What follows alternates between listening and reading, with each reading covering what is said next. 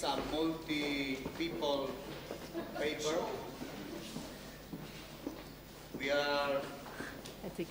We will talk about Amphora inscriptions and content. Pour l'extraire, tu peux So the l'extraire speakers directement. are Ulrike Ehmig from Frankfurt and from Paris. And the discussants are Piero Berni from Barcelona and Emmanuel Bot from Aix-en-Provence. We have 1 hour time, discussion included. I don't know where it is. So after having prepared my lecture, I became aware that the official language of this conference should be English, mais je suis sûre que tout le monde va poursuivre cette petite conférence en français. Mesdames et messieurs, chers collègues, il y a 150 ans, comme vous le savez tous, les amphores romaines, et en particulier leurs caractéristiques épigraphiques, sont devenus un objet central de la recherche scientifique. Dans les années 1870, Heinrich Dressel, mandaté par l'Académie de sciences de Berlin, travaillait sur l'instrumentum domesticum du Corpus Inscriptionum Latinarum de Rome. En ce qui concerne les amphores, 2 lieux de découverte étaient de l'importance centrale: le mont Testaccio et les environs des Castra Praetoria. Les bonnes conditions de conservation sur ces 2 sites ont formé la base sur laquelle Dressel pourrait développer un système très précis et accepter jusqu'à aujourd'hui des différentes formes d'amphores. De plus, et encore plus essentiel pour notre question, il a réussi à déterminer le contenu et l'origine de plusieurs de ces formes à cause des inscriptions peintes où il a trouvé des noms de produits et de lieux. Depuis les travaux de Dressel, les tituli représentent une des sources principales en ce qui concerne l'utilisation des amphores. Ils sont la clé décisive pour la compréhension historique de ce matériel. Jusqu'à aujourd'hui, le nombre des inscriptions peintes connues a augmenté considérablement. Nous connaissons non seulement les inventaires de Rome et des villes au pied du Vésuve, publiés dans les volumes du CIL. En particulier, le développement de l'archéologie sous-marine, comme nous avons déjà vu, notamment en France et en Espagne, a porté à notre attention un grand nombre de découvertes pertinentes en provenance des épaves méditerranéennes ainsi que des contextes fluviaux. Dans les dernières années, les flux systématiques et des études exhaustives dans les régions du nord au nord des Alpes, c'est-à-dire au lieu de destination des amphores, ont également fourni un abondant matériel. Surtout, il faut mentionner les 325 inscriptions peintes d'un seul contexte au tournant du IIe siècle, trouvées à Cologne pendant la construction du métro que j'ai publié en 2007 et 2009. Jusqu'à récemment, la recherche a utilisé les inscriptions peintes comme une source d'information de premier ordre sur les produits transportés dans les amphores pour définir l'usage spécifique des amphores, pour discuter la question de leur réutilisation et pour développer une idée de la distribution de leur contenu.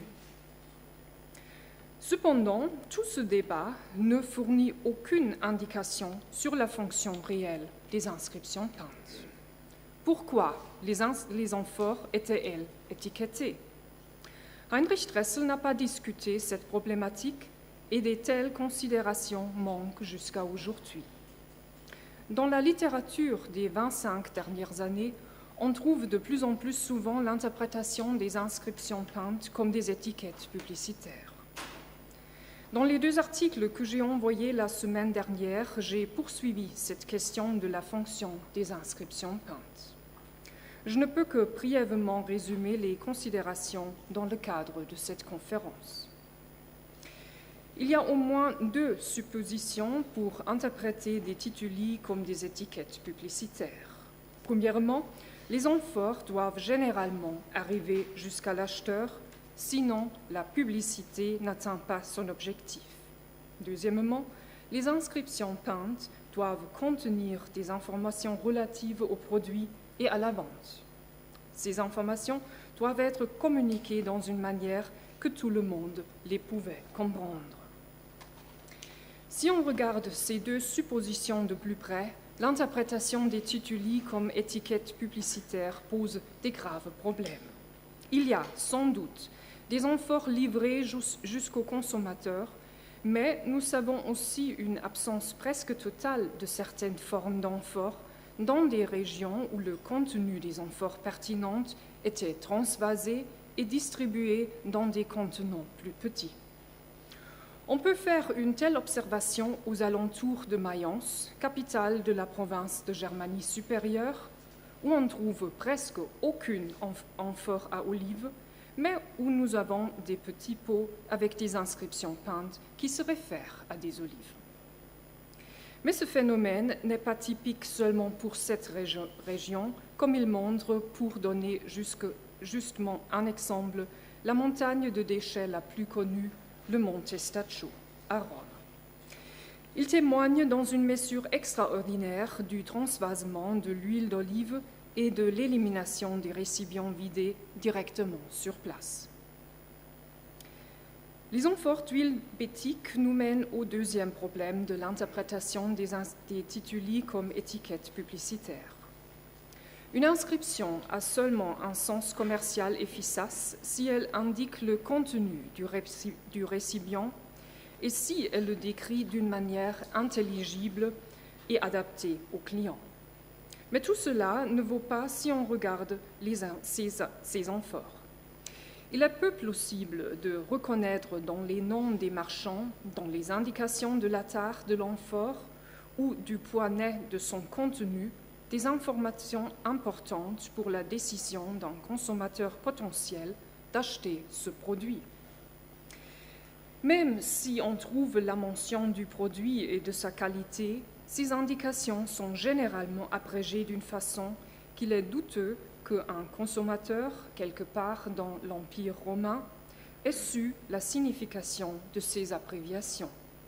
En plus, l'écriture cursive ne devait pas faciliter la lecture et la compréhension des inscriptions peintes qui posent toujours des problèmes même aux spécialistes aujourd'hui. Si au contraire, on prend en considération la fonction réelle des amphores, il faut poser la question de savoir si les inscriptions peintes ne doivent pas plutôt être associées aux caractéristiques de leur transport maritime.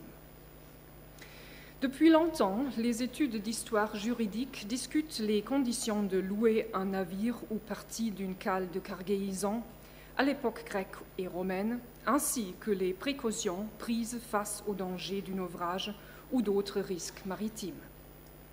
À partir de cas réels ou fictifs de navires endommagés, les juristes anciens se sont penchés sur les contrats de location de navires et de prêts maritimes bien connus par la documentation papyrologique.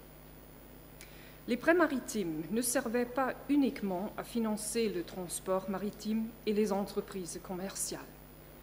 Ils réglementaient également les conditions dans lesquelles un bateau ou une partie de sa cale pouvait être utilisée lors d'un voyage commercial, en définissant comment l'équipage et, plus précisément, son responsable devait se comporter en cas de naufrage, de vol ou de perte.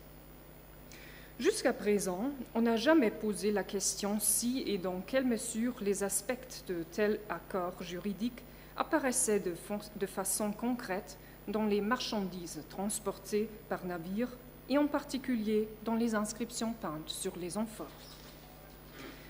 Dans mes études, j'ai poursuivi l'hypothèse s'il y a un rapport entre les formulaires standardisés des inscriptions peintes sur les amphores romaines et les risques liés au transport maritime. Des éléments de contrat de prêt maritime sont-ils perceptibles dans les différentes parties de formulaire? Comme déjà mentionné, les tituli ne sont que très rarement inscrits en toutes lettres. En plus, ils contiennent des chiffres et des noms qui ne parlent pas de eux-mêmes. Donc, l'hypothèse est convaincante que les inscriptions peintes avaient été destinées à un groupe spécifique et restreint d'individus actifs dans le domaine du transport maritime. Une signification interne des tituli s'impose pour des fins administratives et juridiques. Pour confirmer une telle hypothèse, j'ai discuté les différents éléments des inscriptions peintes sur les amphores romaines. Permettez-moi quelques brèves observations. Noter le nom des marchands, soit en toutes lettres, soit abrégé, était essentiel pour le marchand lui-même, qui devait être attentif à l'identification précise de chaque amphore, puisqu'il devait récupérer les mêmes conteneurs chargés sur le navire à la fin du voyage. C'était une importance particulière quand, comme on le peut supposer pour le transport des amphores, une dette de corps certain était la base du contrat d'affrètement. La mention des noms était nécessaire encore pour une autre raison. Dans le cadre du risque du transport, le marchand assumait la responsabilité des marchandises transportées en cas de dommage ou de perte due à une force majeure. Régulièrement, ce risque a été transféré au créancier par le prêt maritime. Pour le créancier, une préoccupation centrale était de s'assurer que les marchandises soient bien identifiables par le nom du débiteur en cas de dommage. Cela était d'autant plus nécessaire dans des situations réglées par la Lex Rodia de Iactu, qui prévoyait de jeter des marchandises par-dessus bord en situation de détresse afin de sauver le navire. Quand on y était contraint, les dommages causés étaient répartis sur l'ensemble des marchands, même si quelqu'un n'avait subi aucune perte parce que seulement des parties de la cargaison des autres marchands ont été jetées. Afin de pouvoir déterminer les marchandises perdues et conservées, il était essentiel de les attribuer aux différents marchands. Cela n'a été possible par une inscription. En raison du peu de temps disponible, je ne commente pas les chiffres qu'on trouve régulièrement sur les récipients, mais je me limite à la présentation de mes considérations sur les noms uniques dans les inscriptions peintes. Jusqu'à maintenant, la recherche a interprété ces noms comme la mention d'individus responsables du remplissage des amphores. Si l'on rappelle encore une fois la fonction réelle des amphores comme contenant de transport et considère si une telle interprétation pourrait être de l'intérêt pour un acheteur, cette explication est peu convaincante. En revanche, les sources juridiques se rapportant au prêt maritime pointent dans une autre direction. Le débiteur devait rembourser le prêt si les marchandises arrivaient en totalité et sans dommage à destination. Afin de s'assurer que les clauses du contrat ont été respectées, les prêteurs prenaient des précautions. Il était courant qu'il était embauché un esclave pour participer au voyage. Ce dernier supervisait les transactions, il récoltait le capital dû et le réinvestissait. Nous connaissons bien de tels accompagnateurs de transport dans l'Empire romain. Dans les papyrus, les soi-disant épiploi sont bien attestés, en particulier dans le transport du blé d'Égypte de l'époque ptolémaïque jusqu'au temps byzantin. Une telle pratique est bien concevable en ce qui concerne autres transports, entre autres des transports des amphores. Cette habitude nous offre une raison très évidente pour expliquer les noms uniques dans les inscriptions sur les amphores, une raison beaucoup plus convaincante que l'hypothèse des individus responsables du remplissage des récipients. Pour résumer ces brèves réflexions sur la fonction des tituli et pour revenir à la question centrale du colloque sur la valeur de différentes sources pour le contenu des amphores. Mes considérations sur la fonction des inscriptions peintes et la proposition de les interpréter comme des conséquences des risques du transport maritime ne changent rien en ce qui concerne l'importance centrale des tituli pour la question du contenu des amphores. Au contraire, même si les inscriptions peintes n'ont pas eu la tâche principale d'informer sur le contenu des amphores, dans le sens d'une étiquette de marchandise, ils le font exactement. En plus, les considérations sur la fonction des tituli ouvre de nouvelles perspectives. Il offre un des cas très rares où des découvertes archéologiques et des observations épigraphiques peuvent être discutées dans le cadre d'un contexte juridique. De cette façon, le but de notre colloque, Reflecting on Maritime Trade and Foodstuff in Antiquity, atteint une nouvelle dimension dans le discours entre les disciplines. Les tituli ne fournissent pas seulement des informations centrales sur le contenu des amphores, mais les mettent dans un tout nouveau contexte. Envisager le transport de marchandises dans des amphores dans le cadre des pratiques contractuelles juridiques peut définir une des perspectives des études ultérieures sur le matériel. Je vous remercie de votre attention.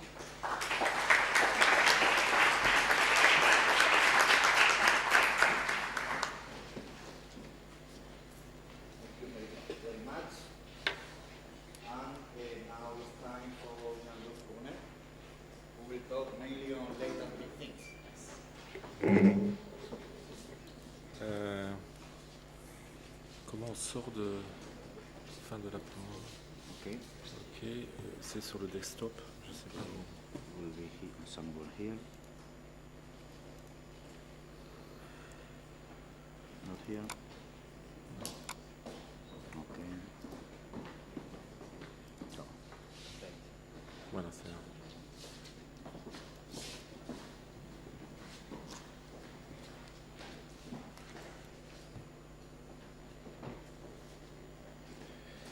So I've been asked to present you the contribution to Amphora contents of late antique dipinti or titulipicti.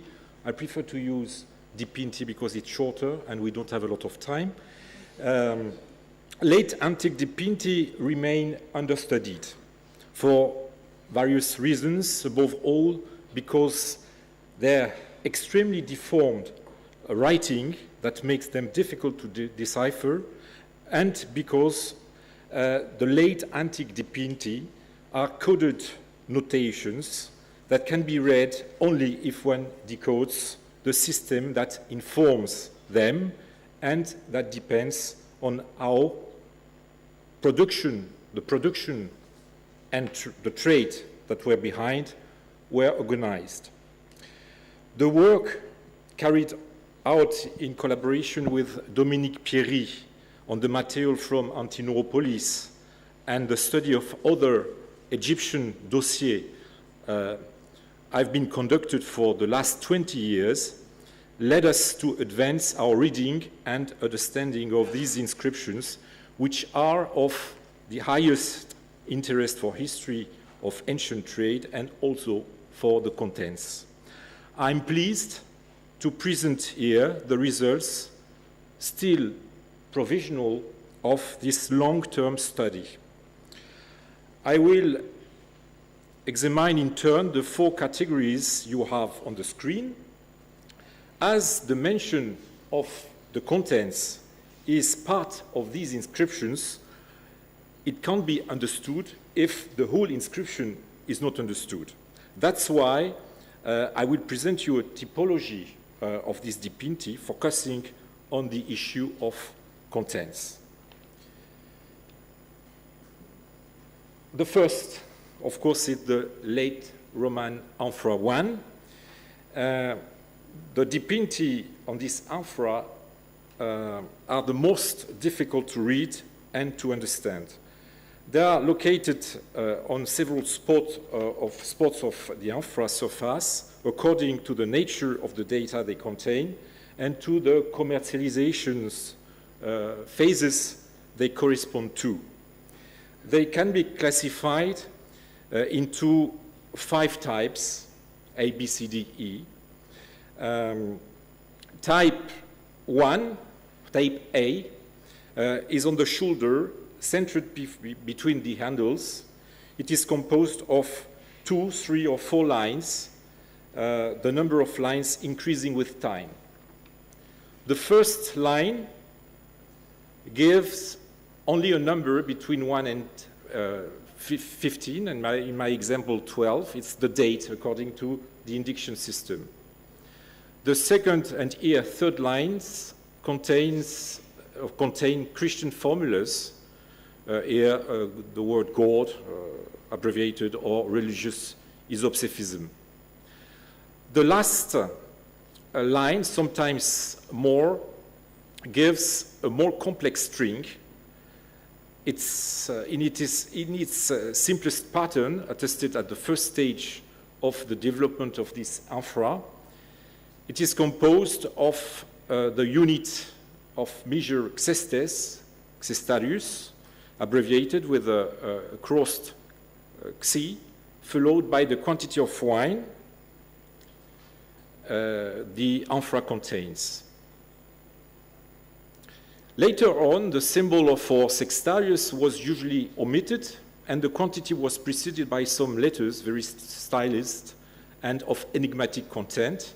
Some logically thought they should give the product name, but I believe that they have the same value as in line 2, that is to say, a religious formula, as can be seen from a very legible example from Saqqara, in which one can read, Theu charis, God's grace.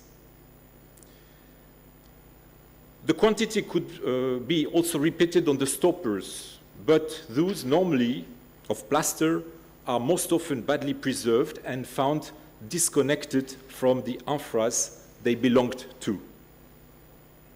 Type B is located on the area surrounding A, written sometimes upside down. It contains a number with fractions. No explanation has been proposed for this. It's likely to be the tear. Seeing that there was no standardization in late antique amphora production, it was necessary to measure the quantity of wine contained in each amphora in order to write it down on the shoulder. This could not be done with a standard measuring jug.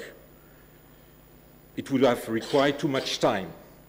Yet the written quantities are very precise, for they are fractions. The only sensible solution was to weigh the amphora first empty and again when filled.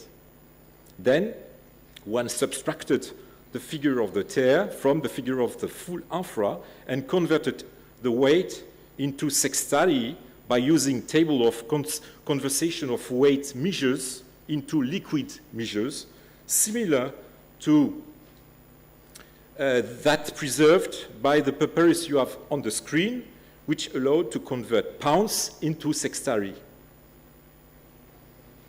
But we have not been able to study enough complete specimens to confirm definitely this hypothesis.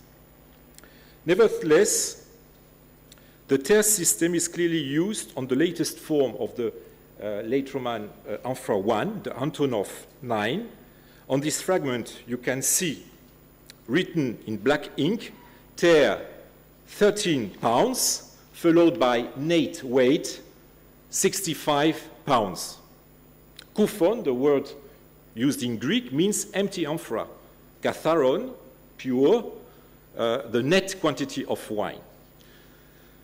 This terminology is used in Dipinti on other Aegean amphoras.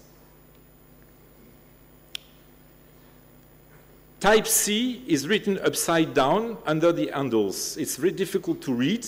It is usually composed of 3 lines. Each of the first 2 lines contain a proper name. The third, sometimes the fourth one, a whole number, up to hundreds. It was proposed to understand them as the potter's name and a serial number.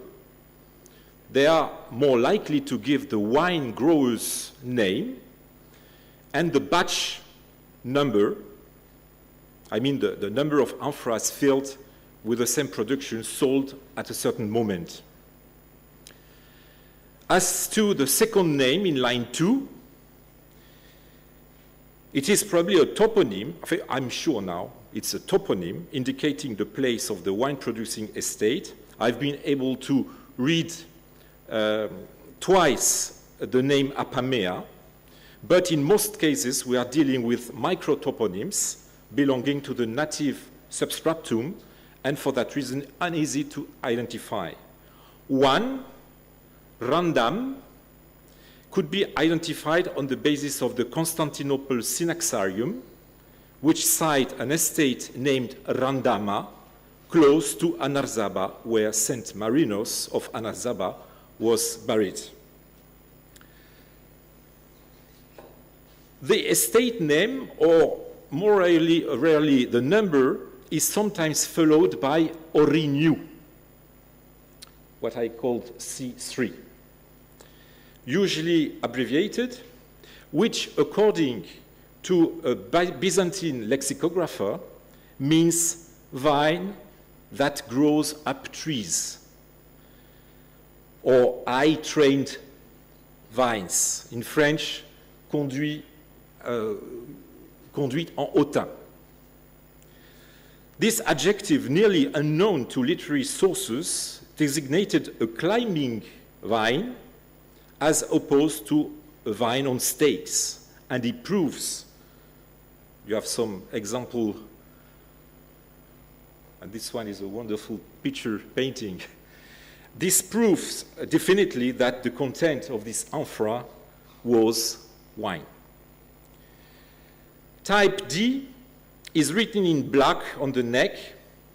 After 2 or 3 lines of Christian formulas, we come across a personal name in genitive, and then the name of the wine, eventually with an indication of its quality, proteion, first quality, and of its quantity. Given that in some very clear cases, D was added above A, it is tempting to interpret this inscription as labels added by the merchant advertising his stuff. We have been able to collect a large dossier of these labels of a certain Apollinarios found in Oxyrhynchus and Antinopolis. And you can notice the unusually exuberant first stroke of the key, which could have been, so to speak, the logo of this merchant.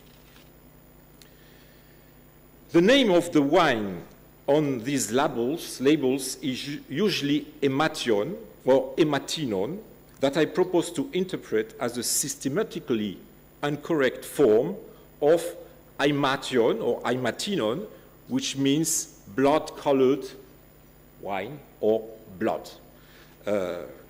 It could be a metaphorical brand name of a dark-colored wine like Mutatis mutandis, the Hungarian bull's blood. I skip the type A because we don't have a lot of time and it has no relation with the content.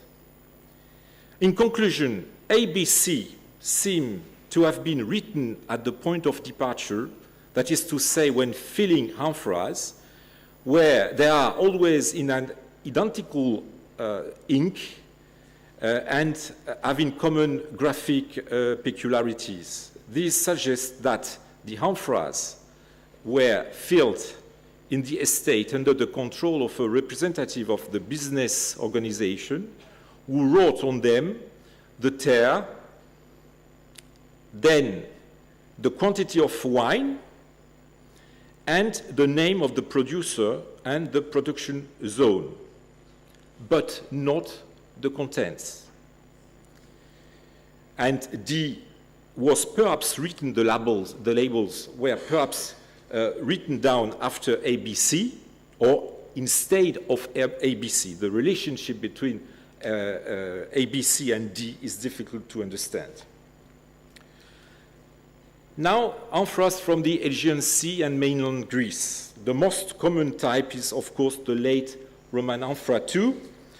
I will take also into account the M273, which can have dipinti belonging to the same typology. The inscription is on the lower part of the neck. It's written in red or black ink composed of 4 elements. First, Christian formulas, which are extended by adding Theos Odzontos, God saving understated us, or the content of the amphora. Then a personal name mostly a name of a religious institution, probably the producer. C, the product name. It's always illegible except of, fortunately, the end, eleu, elaiu. It is a compound noun ending in elion, designating a kind of oil.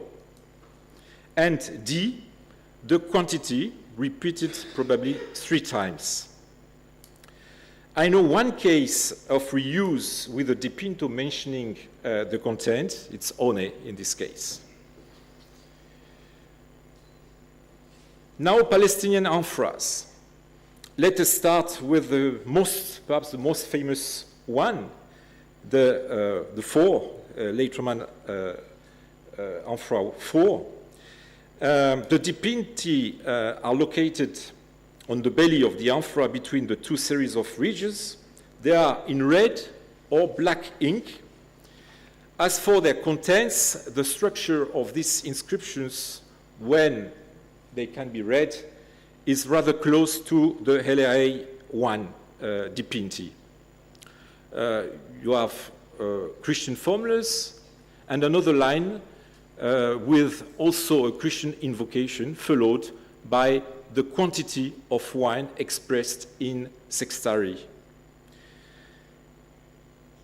The name of the product is never mentioned, to my knowledge, except in amphoras which have been reused later on, and you have 3 examples on the screen. Because of their large mouth, these amphoras are often the subject of reuses for various products. Figs, it's the first one, no, the second one. Olives, the first ones, and cheeses, the last one.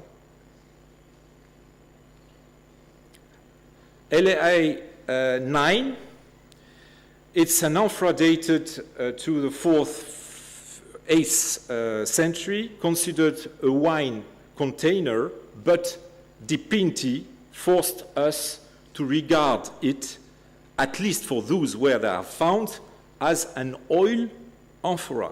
I will come back to it later on. Inscriptions are located on the neck. Written in black ink in a single text block. The dipinti are very similar to those of the spateia. First, Christian formulas, the product name on the second line. The name that comes up most often is grimeleion, an otherwise unknown term which also occurs on another Palestinian amphora, the so-called back-shaped. Seeing that these amphoras are only of Palestinian origin, it's safe to conclude that this word refers to a kind of oil, elion, typical of the Palestinian region. Unfortunately, I can't explain the first element of this word, which doesn't seem to be of Semitic origin. C, name of a person, of a religion institution. This is most likely the production domain. D, the quantity of the product, repeated 3 times, and sometimes also on the right of this inscription. The bag-shaped amphora,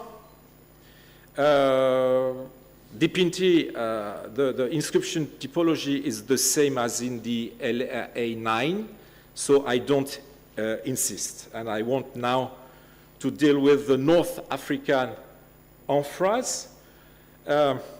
Whatever the type of amphoras, the notations are always written in black ink on the neck in one text block. Their typology is fairly homogeneous. Let us start with the spateia. The inscription is divided into 4 elements, always Christian formulas. Then a personal name. It's a priori tempting to interpret them as names of producers, which may be either laymen or religious institutions.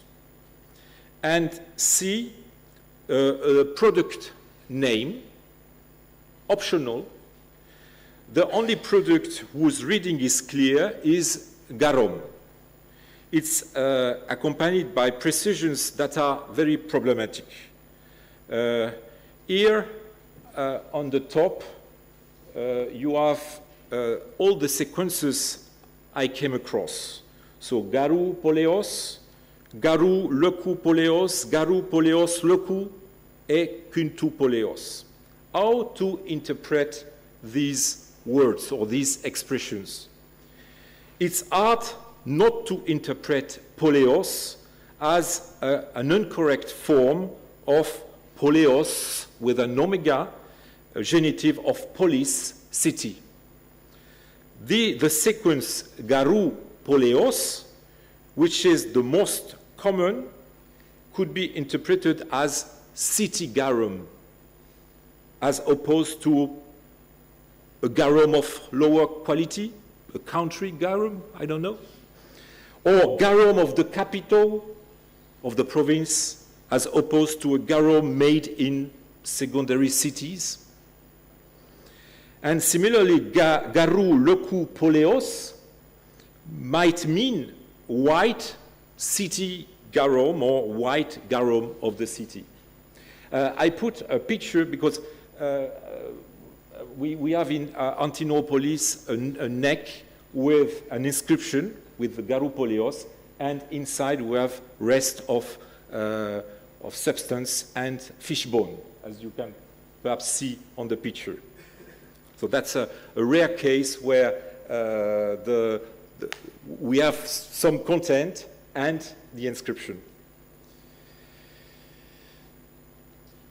The problem is that I don't understand what quinto poleos could mean. The first element should be recognized as the name quintus, but I don't understand what kind of product it could be. C is the quantity repeated 3 times after a symbol, probably for the pound. Other African types, I would like to point out a set of African amphoras of medium or large size having contained a product previously unknown, the Afrospanon. It is evidenced so far by 4 dipinti. One was still known, but one was known but has been incorrectly edited. Instead of a personal name, I recognize the word Afrospanon. My reading is now supported by 3 unpublished parallels you have on the screen. I propose to understand it as a trade name of an oil. I say oil because on the central, on the neck found in El Atrib, you have another inscription on the right mentioning oil, clearly Eleu for Elayu, oil. So I propose to understand it as a trade name of an oil produced in, I don't know if I must say Tunisia, in Africa, Afro. That's the Heleu. So first element means African, and the second one, Spanish. So it would be an oil produced in Tunisia and Spain, that is to say Betica, Spanon.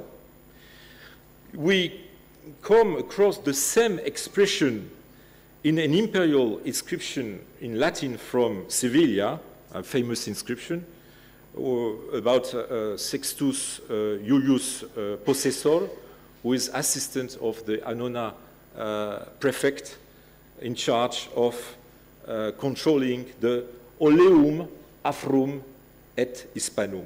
I don't know if there is a connection between this expression in an imperial inscription and the name in the late antique dipinti. So I'd like to conclude by stressing 2 points. First, the LRA1 dipinti are displayed as displaying a complex system with several notations located on various spots of the amphora written in red ink in a very stylized scripture, constitute an homogeneous ensemble which differs from the dipinti of the other types of amphoras, which are more easy to read and understand, written usually in black ink in one textual block according to various formularies. In the first one, the product name is not mentioned except on the labels. In the latter ones, the product is often expressed. It could mean that the LRA1 had only one type of product, well known, while the other ones could have several types of products whose name, for that reason, had to be expressed. Secondly, these dipinti bring meaningful contributions to several fields, paleography, toponymy, but their greatest contribution is to commercial history by giving names of products which were unknown till now. Thus, they help us to fill in some lacunas of literary and papyrological sources and improve our knowledge of commercial Greek. Thank you.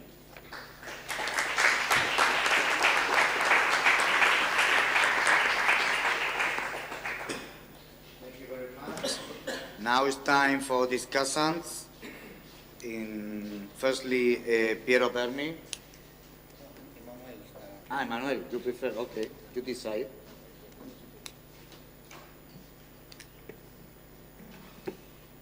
Okay, so I will start with some observation on the paper of Ulrike. So I think we all agree on the fact that all the tituli picti are not for advertising for in the Antiquity on Amphoras, but also on the fact that okay.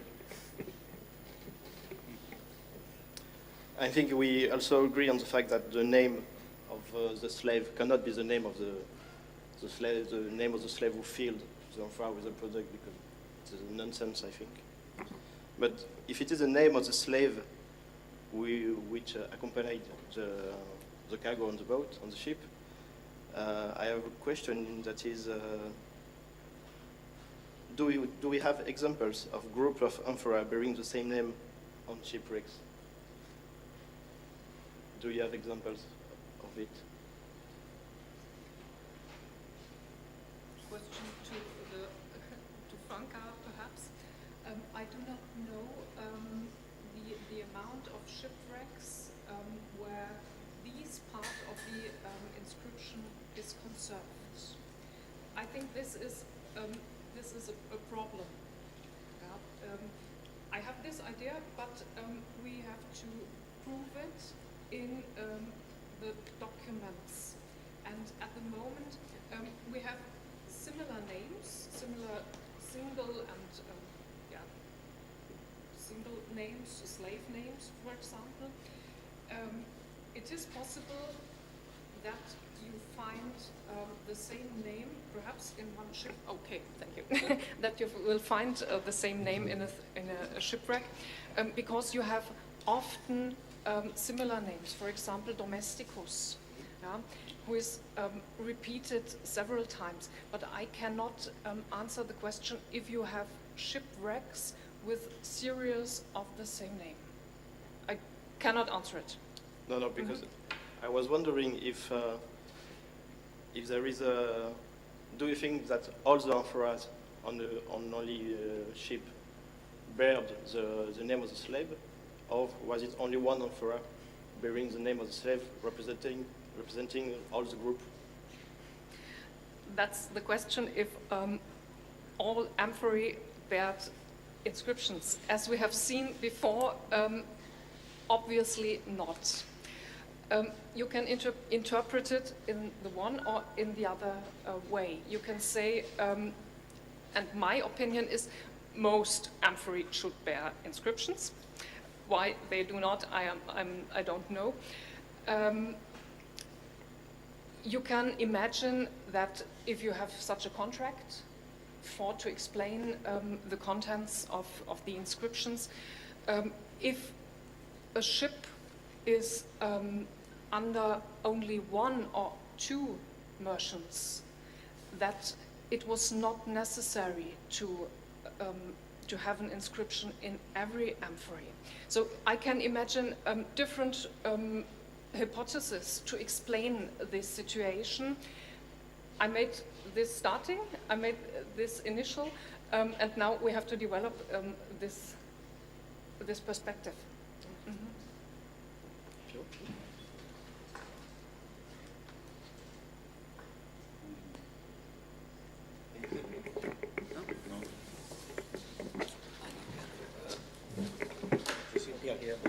Oh, yes, okay. Yeah, okay, perfect. Well, I write in this paper 4 points that I think that was relevant about the communication of Jean-Luc and the communication for Ehmig, and I would like to read if it's possible, because it's more easy, you know, for me to speak in English. I only want to present some ideas about the relevant, some relevant aspects of these two communications. The first one is from the paper of Jean-Luc, when he say, the late antique dipinti are coded notation that can be read only if one decodes the system. I think this is really important for the people that dedicate on the Latin epigraphy. I found really interesting the affirmation of Jean-Luc. The idea is very important for the job of the epigraphist in the subject of the instrumentum domesticum inscriptum. In fact, the concept coded notation we have to keep in mind because it's the base of the methodology for to try to solve the formulas of the hidden message of the inscriptions. That is necessary for two purposes, the reading and the meaning of the inscription. The concept coded notation and the coded system is not only a fundamental question for to decipher the Greek amphoras inscriptions, but also for the tituli picti of the Roman imperial amphoras, but also other classes of inscriptions like the amphoras stamps. On the other hand, the idea that the coding system depends on how the production and the trade that were behind were organized is perfectly connected to the Roman inscriptions. We know that the formulas of the tituli picti depend of many economic factors like the nature and the origin of the product, the success and the impact of the trade, and the balance and involvement between the public or the private sector in trading. The second aspect for the paper of Jean-Luc is about that the need to develop an agreed methodology to analyze the tituli picti. In my opinion, it's necessary to develop an agreed methodology to analyze the tituli picti of any type of amphora. The first step must be to define patterns to analyze the inscriptions, independently of the amphora type, the class product packet, and the meaning of the inscription. We need a neutral methodology that allows us to do the autopsy to the epigraphic document, observing certain factors on the forms and the formulas of text. Factors like the timeline factor. The amphoras have different groups of inscriptions that may have been written at different moments in the timeline of life of the product.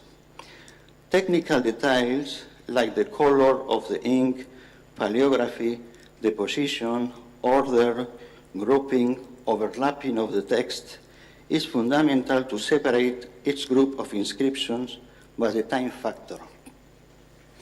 The second is the space factor. We have to keep in mind the existence of different classes of dipinti in a single amphora. That is, identify the main or original inscription from the secondary and tertiary inscription.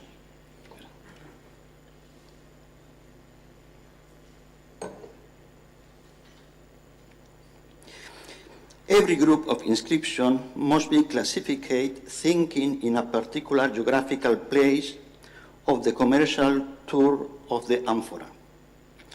The third point is the representation factor.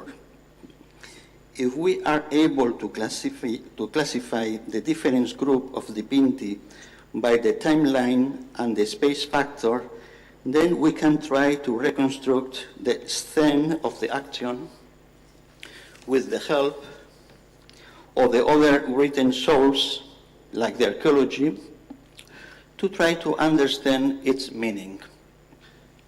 The third point is about the communication of Ulrike Ehmig and about the concept of the tituli picti like a promotional level. In my opinion, and also the opinion of Ulrike, the discussion about the publicity value of the tituli picti has already been solved.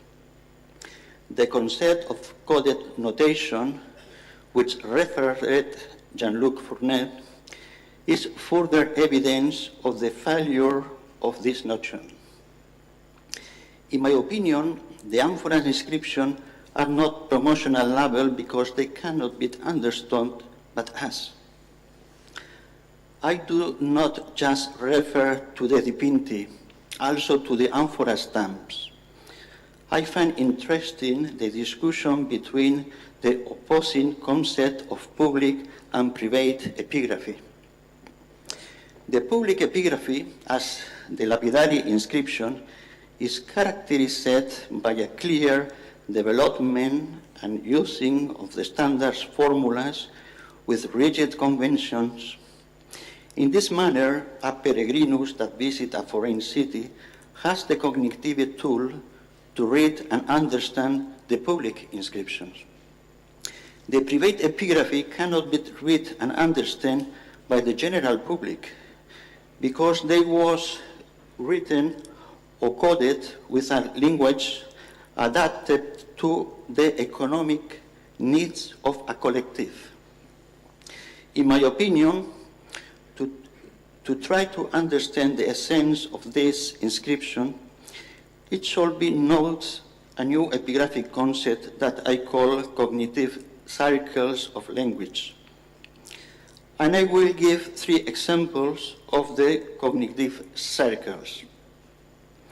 The amphora stamps, the cognitive cycle of the language of the stamp is limited by the figlina. The fish angarum dipinti, the cognitive circle is limited by a professional sector of traders specialized in this type of product. The Dressel 20 oil, the cognitive circle is more big because was shared by the private sector and the administrative of the Roman state. In this case, it's obvious by the epigraphic evidence because the tituli picti of Dressel 20 are the only one that have a fixed position of the amphora and its meaning is always constant, as Dressel say long time ago. And the last point is about the idea of Ulrike that the tituli picti can have a relation with the transport of amphoras with a legal guarantee. In my opinion, the dipinti of amphoras cannot represent this kind of guarantee, or almost the Dressel 20, no? For several reasons. First, they are formally intelligible, apparently for its strong encryption. The dipinti look like more as a synthetic voucher, as a kind of certificate. The second is the dipinti of Dressel 20 amphoras were written in the Figlinae, not in the harbors. They are connected with the economic process of the diffusio legaria, not with the sea shipping. The timeline factor and the space factor of the Dressel 20 amphoras should help us to solve this meaning. In this case, the representation factor should be resolved with the concept of the diffusio, the sale and purchase of oil in a officina olearia. On the other hand, must keep in mind that the shipping of the amphora was a subsidiary activity of trade. Obviously, should have been another type of document, not writing of the amphoras to guarantee the transport of the merchandise. Okay, thank you very much to everybody for this think tank session on tituli picti. There is another comment over there. Oui, du coup, je voulais enchaîner avec des remarques sur le... Pardon, je passe en français. Sur l'intervention de Jean-Luc, du coup. Mais je ne sais pas si on veut laisser Ulrike répondre aux questions ou comme vous voulez. J'y vais ? Ok. Non, mais du coup, hormis ce qu'a déjà dit Pierrot sur la méthodologie, sur laquelle je pense qu'on est tous d'accord, moi, ce que je trouvais intéressant, c'est le fait que sur les unités de mesure qui sont appliquées, sur le fait qu'on rejoint ce qui apparaissait déjà au Empire sur le Dressel 20 ou le 21-22, où ce n'est pas la nature du contenu qui va indiquer la fonction dont le poids va être donné, mais c'est que le poids, quelle que soit la nature du contenu, est indiqué en livres. Ça, c'est déjà un point intéressant. Une deuxième question que je me posais, c'était sur les tutti picti qui sont en grec sur les amphores africaines. Du coup, c'est quelque chose dont on parlait hier. Est-ce que c'est peut-être un signe de remploi en Égypte, si les contextes sont seulement égyptiens? Et puis, je me posais enfin une dernière question sur le garum blanc. Et du coup, est-ce qu'on peut considérer que c'est l'opposé du garum maïmation qu'on trouve dans les sources? Est-ce que c'est une technique où, du coup, on n'utiliserait pas le sang du poisson? Et dans ce cas-là, ça serait une indication pour dire que c'est un garum sans sang? Je sais pas. Voilà. Je vais répondre à... Pour commencer par la dernière, le garum blanc, je crois, n'est attesté que chez un médecin grec. Je ne sais plus si c'est Paul d'Égine ou... Enfin, c'est extrêmement... Je crois qu'il y a une seule attestation, donc c'est difficile de savoir. Mais effectivement, l'hypothèse que tu développes là est intéressante parce qu'on pourrait avoir un système d'opposition entre un garum... voilà, effectivement.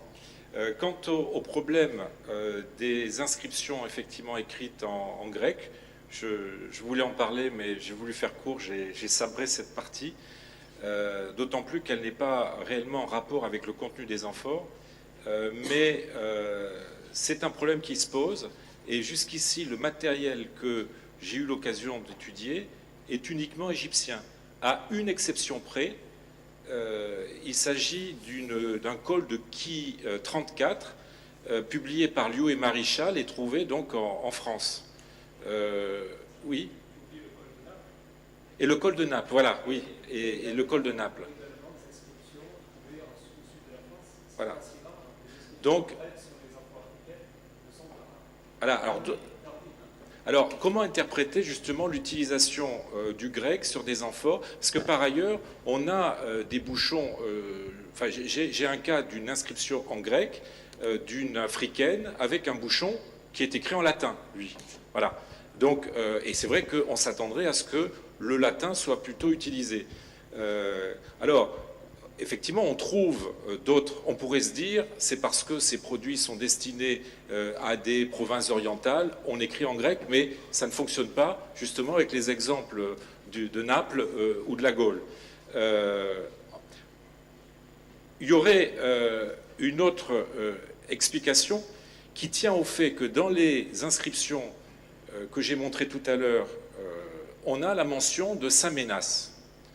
Alors, deux façons d'interpréter ça, soit comme une sorte d'invocation chrétienne, mais que je sache, Saint Ménas n'est pas un saint honoré en Afrique, et donc il est plus plausible d'interpréter Saint Ménas comme l'établissement religieux du sanctuaire de Saint Ménas, qui est à proximité d'Alexandrie, et qui se trouverait donc dans la typologie des inscriptions au même niveau que les noms propres que l'on a, Pierre, etc.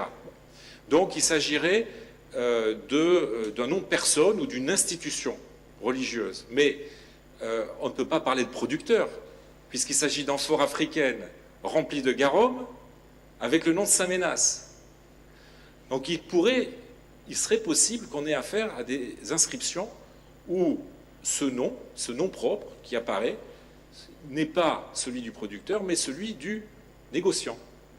Et dans ce cas, ça voudrait dire que le sanctuaire de Saint Ménas a pu exercer, comme d'autres monastères, des activités commerciales.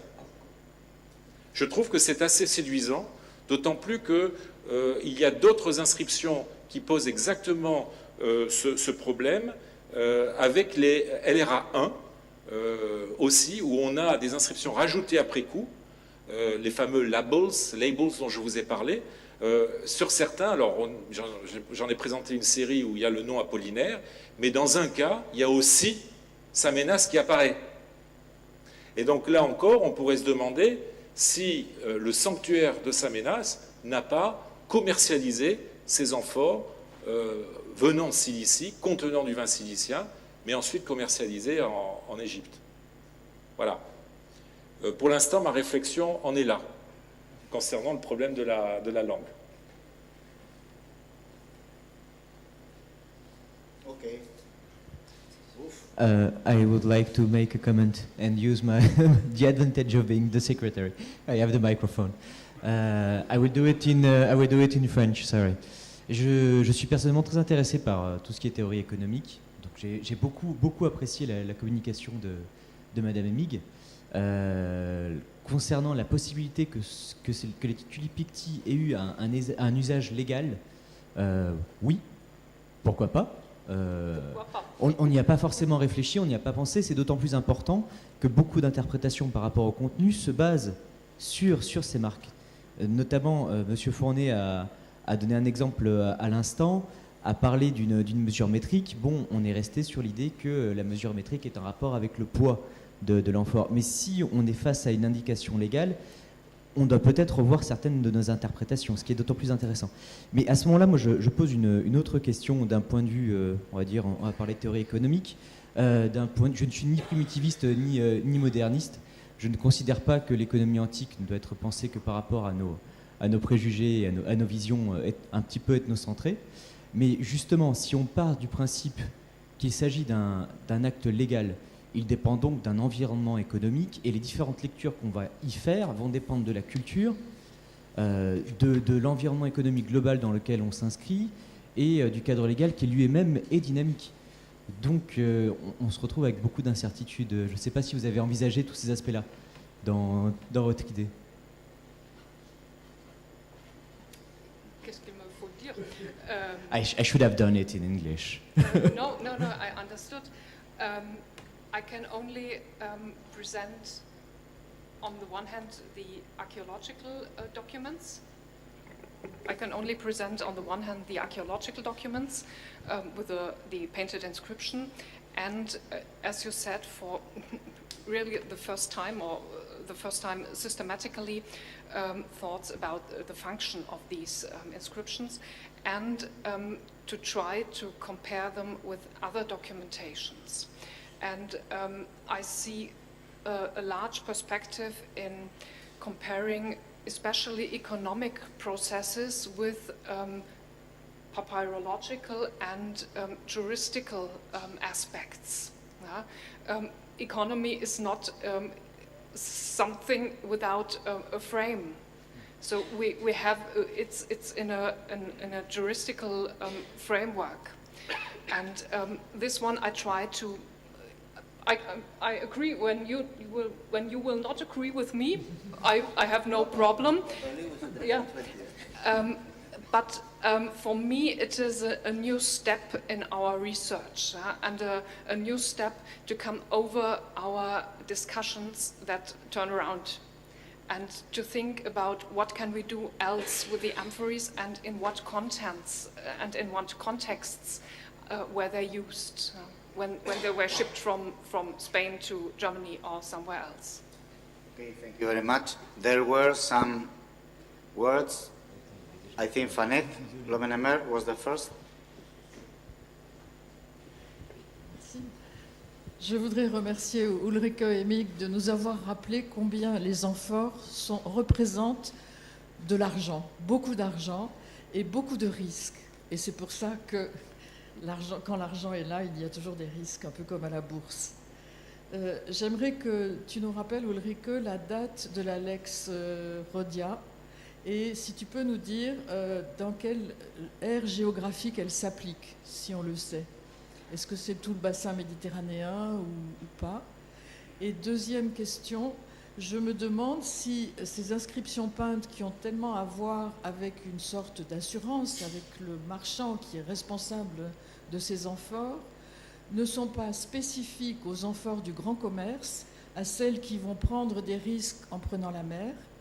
Et je me demande si des amphores qui vont avoir une distribution plus locale, moins risquée, ne porteraient pas d'inscription du tout, ou alors quelque chose de totalement différent. Cette deuxième question, c'est une question qu'il faut encore développer. I'm not sure if we know so many inscriptions from amphoras from a very local trade. And in this question, we have to compare in a new way the inscriptions that on amphories in a really Mediterranean context and in the context, for example, of the amphories produced in Lyon that were not transported so far and not transported over the sea. I don't know the result. To the first question concerning the Lex Rodia de Iactu, which is, as you know it perhaps better, known from the Digestes from the 3rd century AD, but it is based, as the name says, in the time when Rhodos was the main power of the eastern or the Mediterranean area. So we have different sources coming to this point of law from different times. And so in my opinion, it is obvious that we can, that it is possible to no, it's just difficult with the language, perhaps in German, man kann verschiedene Aspekte aus verschiedenen Zeiten auf die Lex Rodia de Iactu anwenden. It is possible to have context from different times and to connect it with this Lex Rodia de Iactu. Et nous en parlerons demain, mais je pense, et nous en avions déjà parlé ensemble, que les inscriptions sur les amphores lyonnaises sont intéressantes à examiner par rapport aux inscriptions des amphores qui ont traversé la mer, parce que les amphores de Lyon, on le sait, n'ont une diffusion que vers le nord et pas du tout vers la Méditerranée. Donc, autre risque, autre contexte.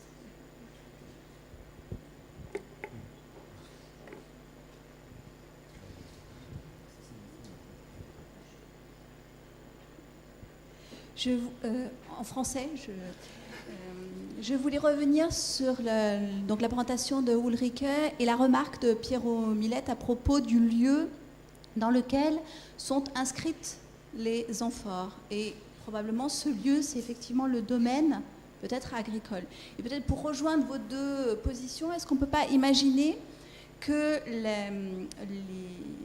les inscriptions, si elles ont il y a un cadre juridique et elles sont inscrites dans le cadre d'un contrat, donc quelque chose qui engage les parties qui participent à cette action commerciale, est-ce qu'on ne peut pas imaginer qu'on est dans le cadre d'une commande précise et que donc cette commande, elle peut tout à fait avoir lieu dans le domaine agricole même? J'aimerais bien qu'on réfléchisse sur justement la notion de commande et qui est à l'origine probablement peut-être des voyages et des cargos et des chargements des navires. Si tu penses sur la question de la commande, ça pose la question du destinataire. Oui. Oui. Et moi, je me rappelle tout de suite aux inscriptions où tu as les Legatus Augusti, par exemple, des officiels, des politiciens que nous connaissons maintenant une douzaine, ou peut-être plus, mais qui ne font pas partie de cette étiquette. Oui. Extérieur à l'étiquette. Sorry. With regard to Lake Roman ones, where you say they were written in the estates, but in fact, all the production sites are on the coast. So, as I said in Paris, I think it's really more likely that the wine is put in skins in the estates inland, and then they come down to the coast, and it's there where they're transferred to the amphorae, which are made in the kiln sites on the coast. Jean-Luc. Yeah, the problem is that we have to identify the toponyms which are written under the handles. Yeah. Now I have only two that I can identify. One is Apamea. We talk about that in Paris. Apamea, it can be the Apamea of Pisidia or the Apamea of Syria. Syria is more... It's not. But it can be because of sermological reasons. So I don't know. The Apamea in Pisidia is very far from the coast. Exactly. That's what it's I'm very saying. far from the coast, but it's written. Yes, but what I'm saying is like in Africa, the wine is put in skins inland and then on the estates, where there are no amphorae being produced, actually. Probably unlikely that the amphorae are being produced on these estates. They then come down in skins, and the fabric tells you that all the late Roman ones that you see, that Dominique has studied, have fabrics which are well known, and they're all produced on the coastal kiln sites. So it's there where the wine is put into the amphora and it's weighed and written. And it can say that the skins say they come from the estate of Apamea. Yes, I completely agree with you. It's one thing I cut in my presentation, but according to me, according to the inscriptions I've studied, I think that the wine was transported on the coast, and then the amphoras were filled. That's what I just said. Huh? That is what I've just been saying. Yes, but we agree. We agree. Je pensais que pas. No. The amphora where Apamea was written, the wine came from Apamea. I don't know which Apamea, probably from Apamea of Pisidia. And then was sent to the coast, and the amphora were filled, and there was an organization of agents of commercial enterprises, I don't know which one, who wrote down on the amphoras all the inscriptions you've seen. Oh, I only said that because I thought you said in the presentation that they were written on the estate. at the estate. And that's why I thought that's what you said. Maybe I misunderstood.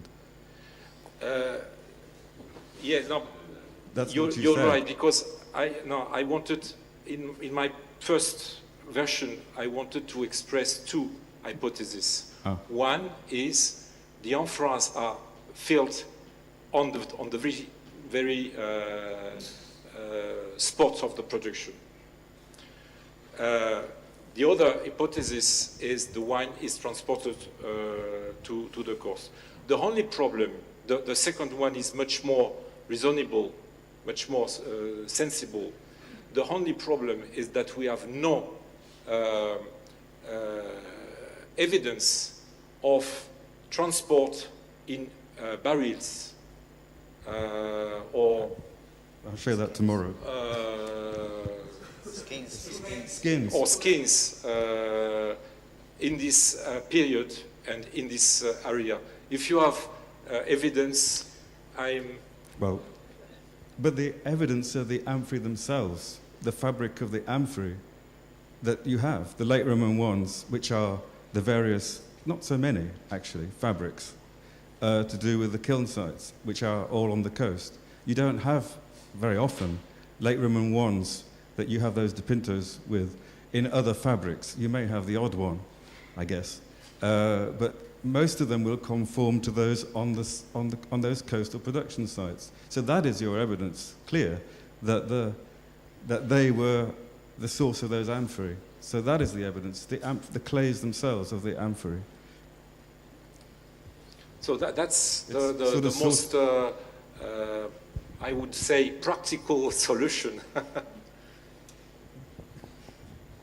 Okay, thanks. Some more questions? Could Souflakis ask you before? In order, yeah.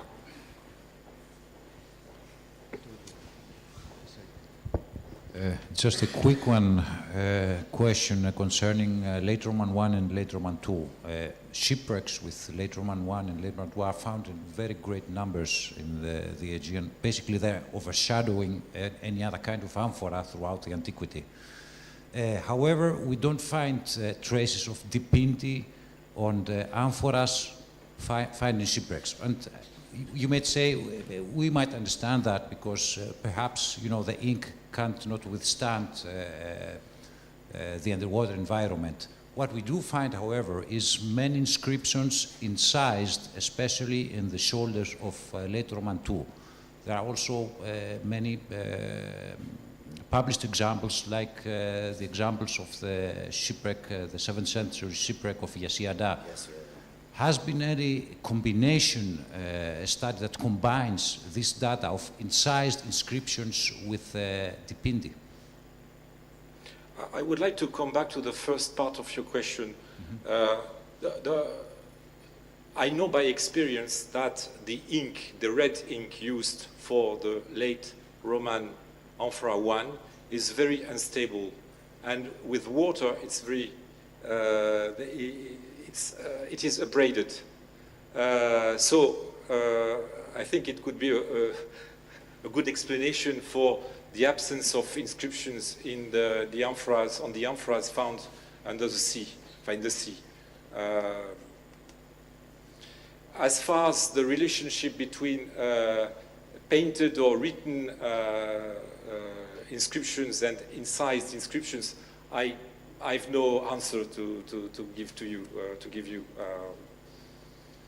Well, especially on late Roman II, it's a very common phenomenon to find small inscriptions, 2 or 3 letters, not more, in the shoulders of late Roman II of the 5th, 6th, and even 7th century AD.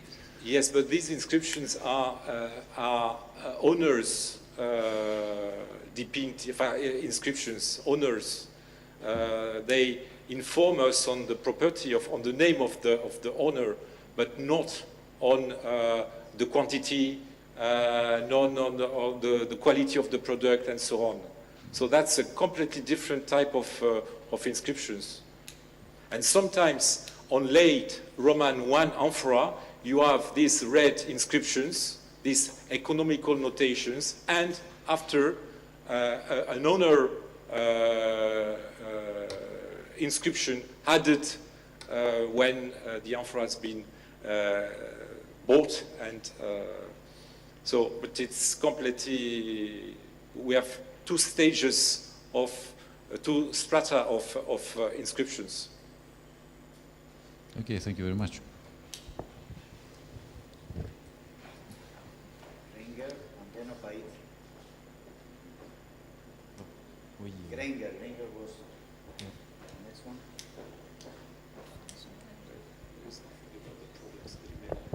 I wanted to ask the gentleman talking over there. I wanted to ask about the amphora that had the hymation on it, and I wonder whether you'd considered that in fact that was garum and not wine. Which one? You had, I think it was a late Roman one, and you had hymation, and you described it as being bloody. That is the classic way to describe a black and bloody fish sauce, hymation. Hymation is found only on I know only inscriptions on LRA1. Yes, but I suspect it's garum, it's a fish sauce. It's the way in which a bloody garum is described in the texts. You don't actually find wine. I don't think you find wine described as being bloody. Okay. I don't know if I understand well your question. Hymation is only attested only once. Yes. As a garum. Of course. In the inscriptions, we have many examples of this word only on LRA1. Yeah. Yes. So, does it mean that these amphoras transported garum? Yes, to me. As hymation means bloody, I think we can, it is sensible to think that it's a bloody wine, a wine with a dark red color. I don't think wine is ever described that way in texts. Or the other solution would be to conclude that this amphora has been reused for garum. But yeah, it would be strange. Way to do it. Yeah.